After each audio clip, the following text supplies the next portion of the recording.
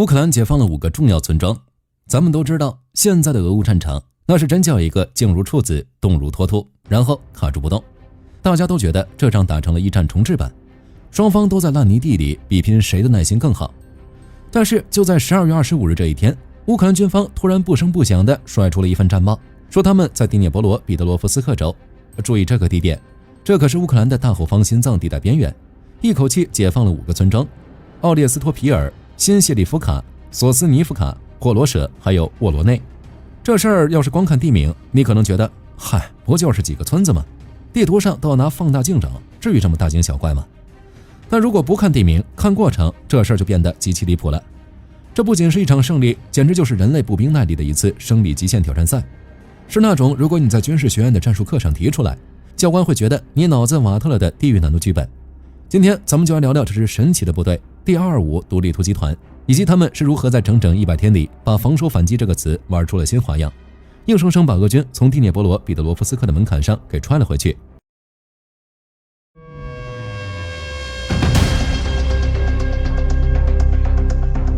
首先咱们得把地图铺开，给诸位捋一捋这事儿的背景，不然你不知道这帮人到底有多硬核。第聂伯罗彼得罗夫斯克州这地儿可不一般，如果把乌克兰比作一个人，顿巴斯是拳头，基辅是脑袋，那第聂伯罗就是心脏和主动脉。这里是乌克兰东部的物流枢纽、伤兵转运中心、后勤补给大本营。你得知道，前线顿涅茨克那几十万大军的吃喝拉撒、弹药油料，有80%得指望从这儿发货。俄军要是能把脚伸进第聂伯罗彼得罗夫斯克州，哪怕只是伸进几个脚趾头，也就是占领这5个村子，那性质就完全变了。这不仅仅是占地盘，这是在给乌克兰的后勤大动脉上扎针。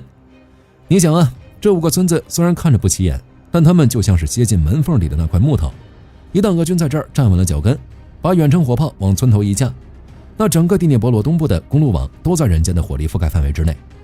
那时候乌军的补给车队就不是在送货，而是在玩俄罗斯轮盘赌。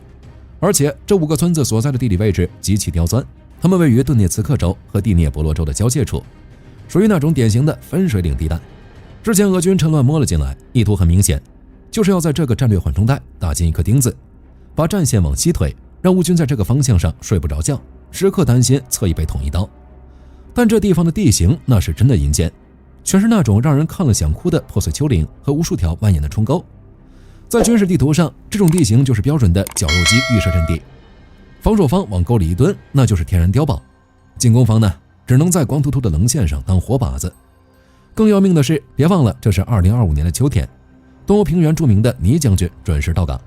这片黑土地确实肥沃，插根筷子能发芽，但一下雨，它就变成了能吞噬一切的黑色沼泽。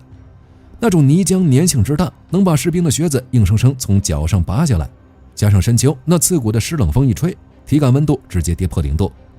在这种鬼天气里，坦克进去变潜艇，步兵进去变泥人，连无人机的摄像头都能被冻起雾。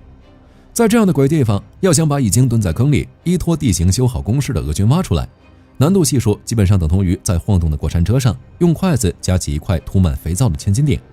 就在这种让人绝望的背景下，主角登场了，乌克兰第225独立突击团，特别是他们旗下的第3突击营。咱们都知道，现代战争讲究个轮换，美军也好，北约标准也好，高强度作战半个月甚至1个星期就得把部队拉下去休整。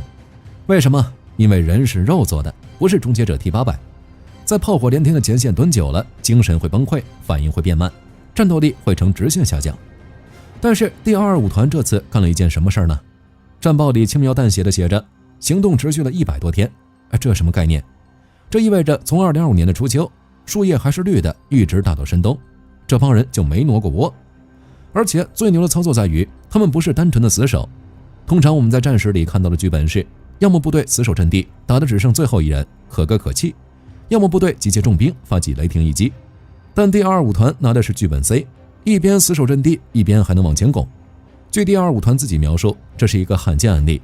这支单一编队在连续3个多月的时间里，在没有进行主力轮换的情况下，既维持住了防御态势，又进行了反攻操作。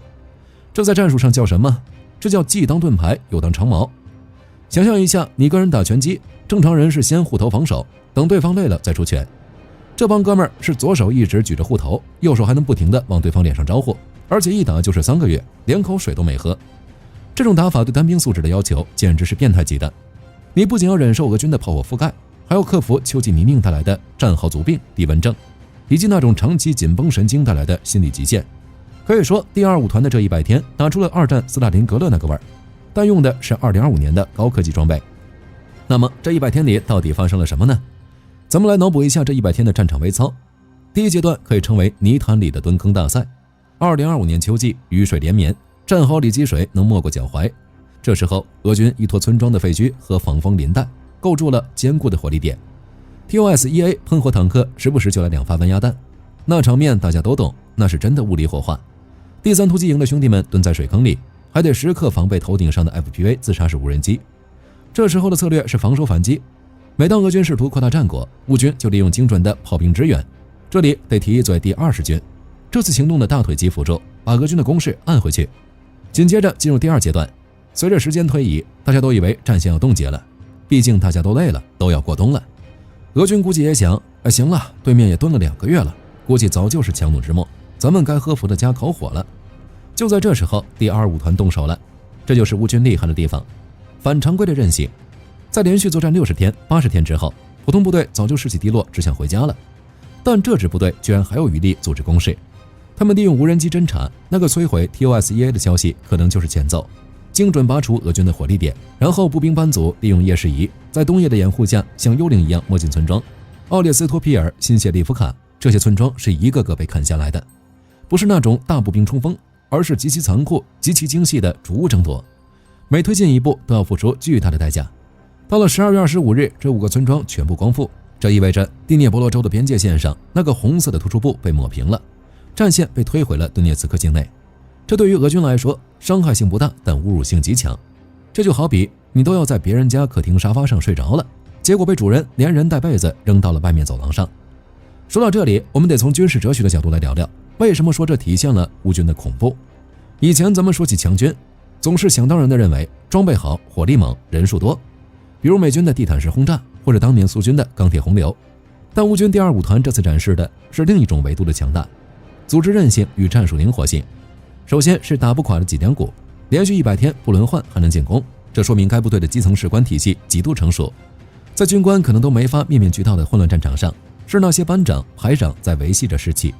如果基层稍微拉胯一点，这100天里早就发生溃逃了。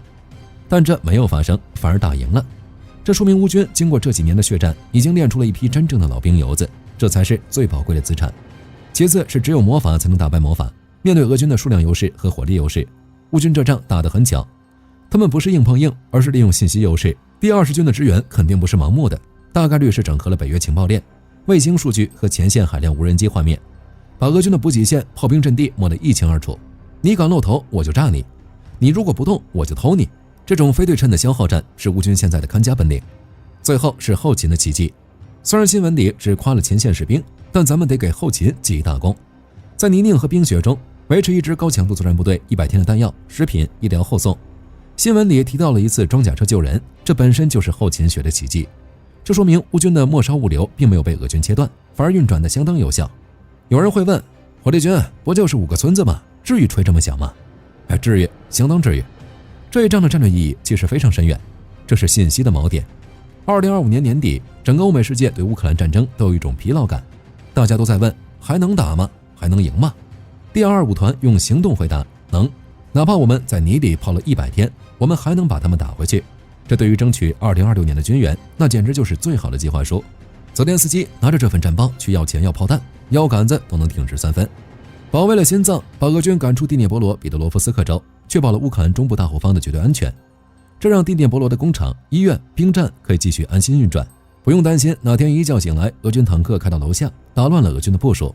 俄军本来可能计划在那个方向过冬，甚至以此为跳板，在2026年春季搞事情。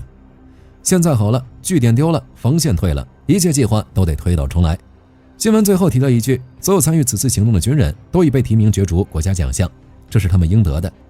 在2025年的这个冬天，当我们在温暖的房间里刷着手机，看着这些冰冷冷的地名时，第225团第3营的士兵们是在零下10几度的战壕里，用体温和鲜血写下这篇战报。这不仅仅是军事上的胜利，更是意志力的胜利。这一仗告诉全世界，不要低估一支保家卫国的军队的韧性，哪怕装备不如人，哪怕人数不如人，哪怕环境恶劣到极点，只要那口气还在，他们就能创造出违背军事常识的奇迹。第225团的这100天足以载入2025年的世界步兵战术史教材。